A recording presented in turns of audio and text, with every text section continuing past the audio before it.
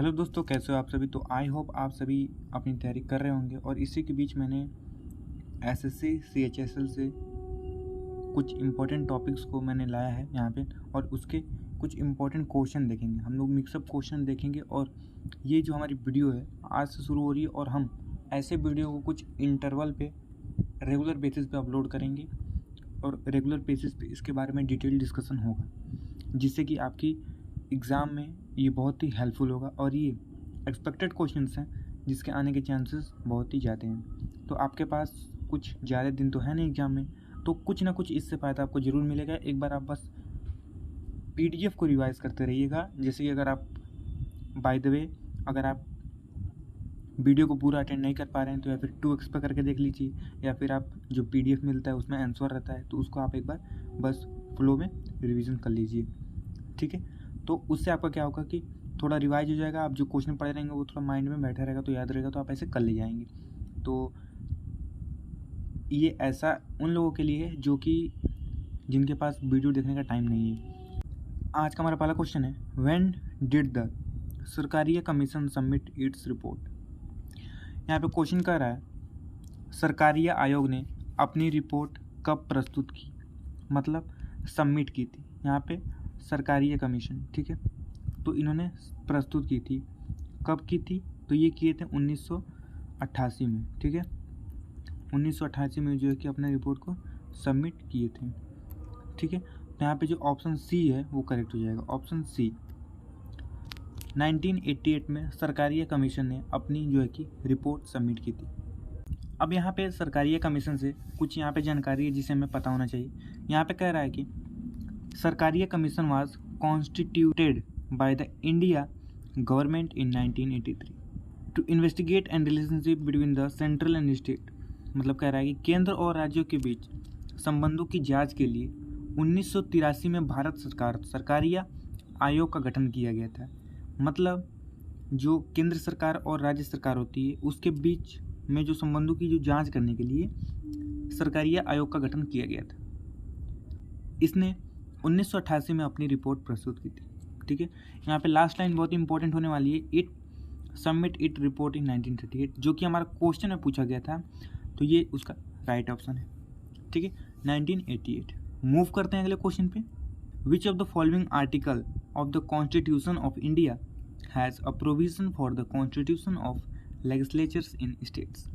Means Bharat के संविधान के निम्नलिखित में से किस अनुच्छेद में राज्यों में विधानसभाओं का गठन का प्रावधान है। मतलब कि यहाँ पे कह रहा है कि राज्यों में विधानसभाओं के गठन का, कॉन्स्टिट्यूशन ऑफ लेजिस्लेचर का गठन का प्रावधान है, कह सकते हैं आर्टिकल है। आर्टिकल किस कॉन्स्टिट्यूशन में है? तो भाई आर्टिकल किस आर्टिकल में है? तो हमें पता है कि 168, सॉरी यहाँ पे 168 में, ठीक है, 168 में जो है कि राज्यों में विधानसभाओं का गठन का प्रावधान दिया गया। तो इसका ऑप्शन फोर्थ जो है 168 वो राइट है, आर्टिकल 168। मूव करते हैं अगले क्वेश्चन पे। तीसरा क्वेश्चन है, who founded the Indian statistical institute ISI इन कलकत्ता। कलकत्ता में भारतीय सांख्यिकी संस्थान ISI की स्थापना किसने की? तो यहाँ पे नाम दिया हुआ है GM सेनगुप्ता, शुभेंदु शिखर बोस, RN मुखर्जी या फिर प्रशांत चंद्र महालनोबी। तो जो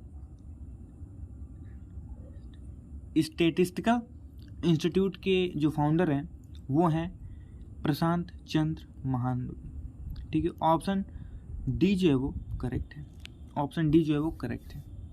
नेक्स्ट क्वेश्चन है, क्वेश्चन फोर्थ है, who among the following took charge as the 36th president of the BCCI in 2022। 2022 में BCCI के 36 अध्यक्ष के रूप में कार्यभार संभाला, वो कौन है? तो रोजगार बिनी, सौरव गांगुली, शशांक मनोहर या फिर CK खन्ना।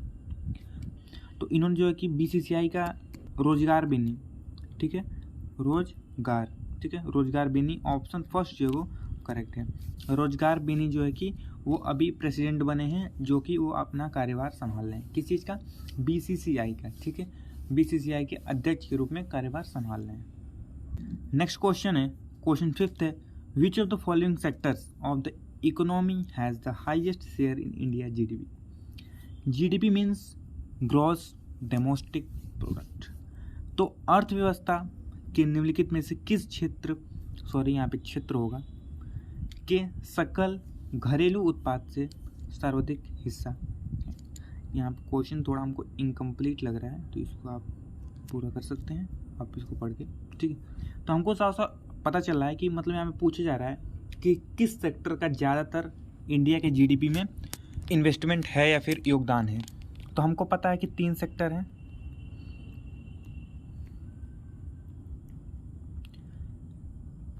पहले सेक्टर में एग्रीकल्चर से रिलेटेड आता है, जिसमें हम फार्मिंग के बारे में बात करते हैं। दूसरे में आता है हमारा इंडस्ट्री से रिलेटेड सेक्टर, और तीसरा आता है हमारा सर्विस से रिलेटेड सेक्टर, जो हमको जॉब प्रोवाइड करता है, जिससे वो हमको सर्विस देता है।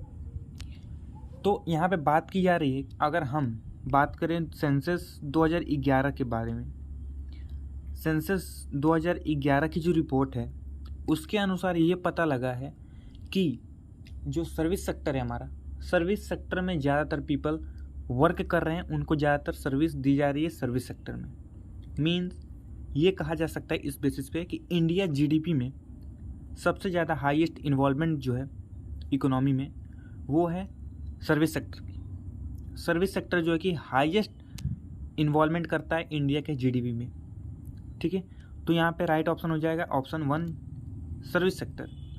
इसके आगे आप सर्विस सेक्टर भी कर सकते हैं। तो सर्विस सेक्टर जो है कि इसका पूरा नाम है सर्विस सेक्टर। जैसे कि आपको बैंक हो गया, एकेडमिक्स स्कूल हो गई, कोई प्राइवेट ऑफिस हो गई, ये सब चीज़ें जो हैं कि वो हमको सर्विस प्रोवाइड करती हैं। 6th क्वेश्चन है, विच of the following banks print the currency notes in India. Bharat में कौन सा बैंक मुद्रा नोटों की प्रिंट करता है। मीन्स जो इंडिया में जितनी भी नोटें चलती हैं वो प्रिंट कहाँ पर होता है या फिर कौन प्रिंट करता है। तो रिजर्व बैंक ऑफ इंडिया, एक यहाँ पे बैंक का नाम है नबार्ड बैंक। ठीक है, इसका तो नाम बहुत ही वैसे लग रहा है, तो इसको छोड़िए ये। और उसके बाद है State Bank of India, ICIC bank. तो पहली बात की आईसीआईसीआई एक बैंक का यहाँ पे नाम है, स्टेट बैंक है आरबीआई बैंक ऑफ इंडिया। तो यहाँ पे बैंक की बात हो रही है, तो कौन से बैंक से ज़्यादातर यहाँ पे जो है कि नोटों की प्रिंट की जाती है, कौन इसके हेड होता है, कौन इसको एडमिनिस्ट्रेट करता है। ठीक है, तो यहाँ पे हम सभी को पता होगा कि सभी बैंकों का जो हेड है वो है reserve bank of India. Reserve bank of India सभी बैंकों का एक हेड होता है, जो सभी बैंकों के बारे में डिटेल रखता है। कोई भी लेन देन, लोन पास या फिर किसी इस तरीके के एक्टिविटीज़ हो रही हैं, तो सभी रिकॉर्ड्स जो हैं कि आरबीआई के पास होता है। किस बैंक से कितने ट्रांजैक्शन हो रहे हैं एक दिन में, कितना ज़्यादा, अगर कोई व्यक्ति ज़्यादा ट्रांजैक्शन कर रहा है, कहाँ से उस चीज़ को पता करना है, वो सब जितना भी डिटेल होता है वो सब आरबीआई के पास होता है। तो आरबीआई को एक तरीके से कह सकते हैं कि वो सभी बैंकों का हेड है।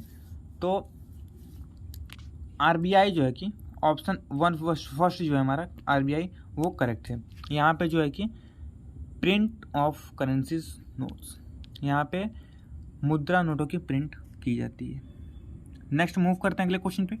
7th क्वेश्चन है, most of the atmospheric ozone in is found in which layer of the atmosphere. Atmospheric ozone किस लेयर में पाया जाता है, ये हमारा क्वेश्चन है। तो देखिए यहाँ पे स्ट्रेटोस्फियर, थर्मोस्फियर, मेसोस्फियर या फिर ट्रोपोस्फियर। तो ये हमारा जो है कि मान लीजिए अर्थ है। ठीक है, इसके बाद एक लेयर है, इसके बाद एक लेयर है, इसके बाद एक लेयर है, इसके बाद एक लेयर है, इसके बाद एक लेयर है। इन सभी के लेयर को हम स्फीयर के नाम से जानते हैं, स्फीयर के नाम से। इसी में डिवाइड होते हैं स्ट्रेटोस्फियर, मेसोस्फियर, एटमॉस्फियर। सबसे नीचे हमारा जो है कि एटमॉस्फियर, थर्मोस्फियर, मेसोस्फियर, ट्रोपोस्फियर ऐसे होता है, एक सीरियल वाइज से होता है। तो हमसे यहाँ पे पूछा जा रहा है कि एटमॉस्फेरिक ओजोन किस लेयर में पाया जाता है।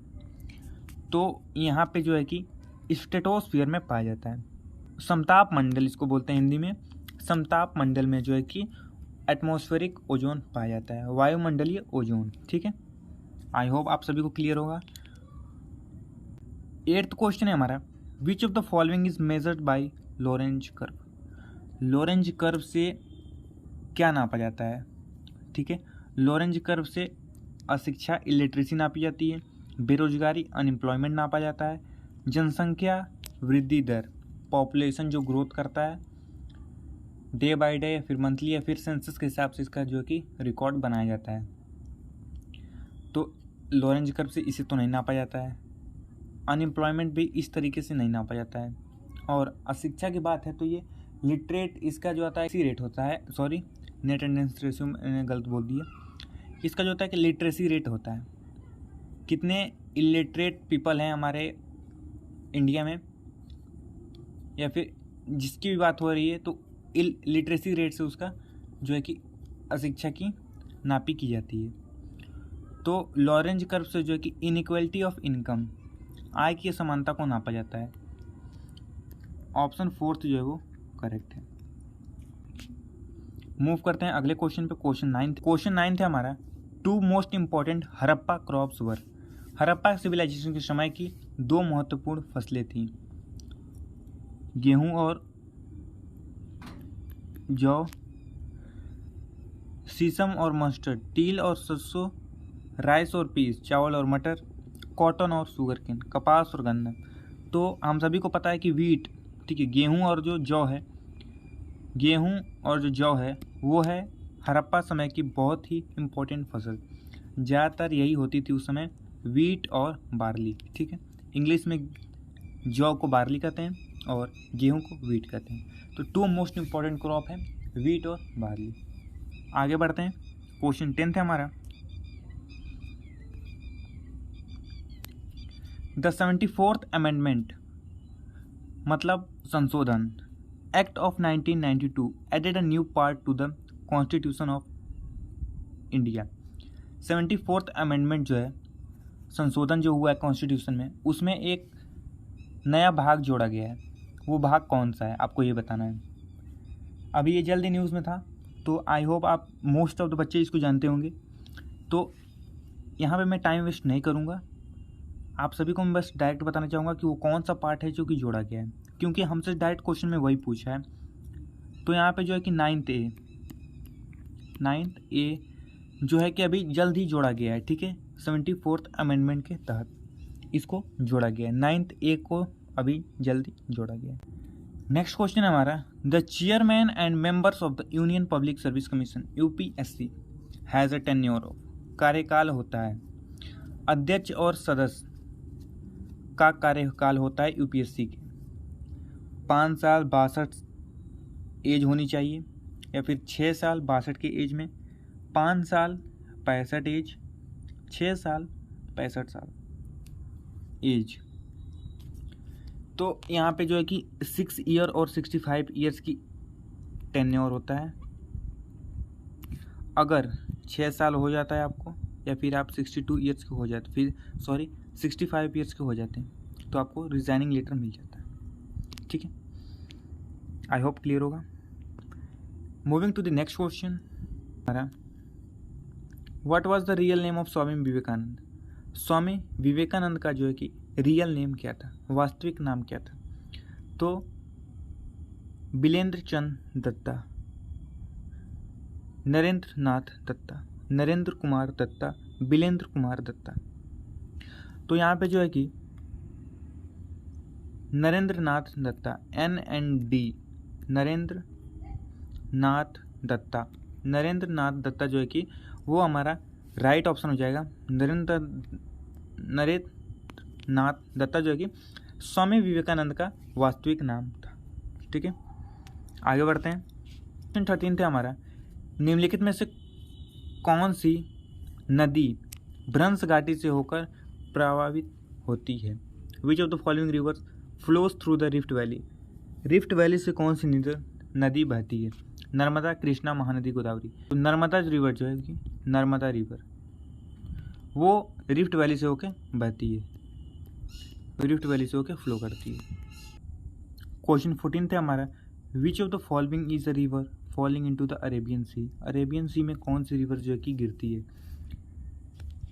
मतलब अरब सागर में गिरने वाली नदी कौन सी है। तो अरब सागर की बात हो रही है। अब अरब सागर में कौन सी नदी गिरती है, गोदावरी, ताप्ती, कृष्णा, महानदी। तो अरेबियन सी में जो है कि ताप्ती रिवर जो है कि सबसे डिफरेंट रिवर, जिसका हमें नाम नहीं आता है, मतलब जब हम रेंडेवली रिवर्स का नाम लेते हैं तो फ्रंट पे नहीं आता है। तो ये रिवर जो है कि हमारे अरेबियन सी में गिरती है, ठीक है।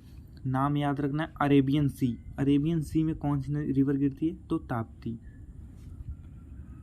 अगला क्वेश्चन पढ़ते हैं। 15th क्वेश्चन है हमारा, which act was known as black bill. काला कानून, काला कानून के नाम से यहाँ पे हिंदी नहीं दिया हुआ इसका, तो इसको एक बार कर सकते हैं कि काला कानून, ठीक है, के रूप में किस को जाना जाता है, किस एक्ट को। Rowlatt act, Pitt's India act, the regulating Indian council. तो यहाँ पे जो है कि रॉलेट एक्ट आपके एकेडमिक्स में पढ़े होंगे। रॉलेट एक्ट आता था, उसके बारे में एक लॉन्ग टॉपिक रहता था। तो रॉलेट एक्ट को ब्लैक बिल के नाम से भी जाना जाता है। आगे मूव करते हैं। 16th क्वेश्चन है, विच of the following is the largest lake in the world. विश्व की सबसे बड़ी झील कौन सी है। कैस्पियन सी जो है कि वो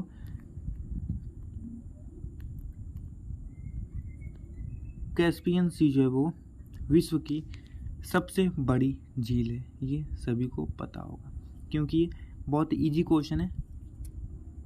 एंड हमारा 17th क्वेश्चन है, in which country did the river Ganges meet the Brahmaputra. किस देश में गंगा नदी ब्रह्मपुत्र नदी से मिलती है। तो देखिए यहाँ पे मैं बता देता हूँ, ब्रह्मपुत्र रिवर